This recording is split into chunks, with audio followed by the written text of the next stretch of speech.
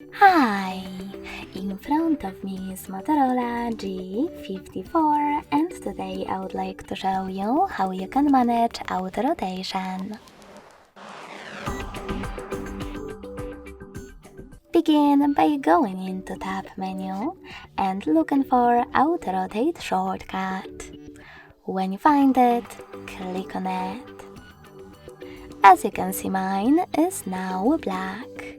That means that auto rotation is disabled, but you can always enable it by hitting the same tile again.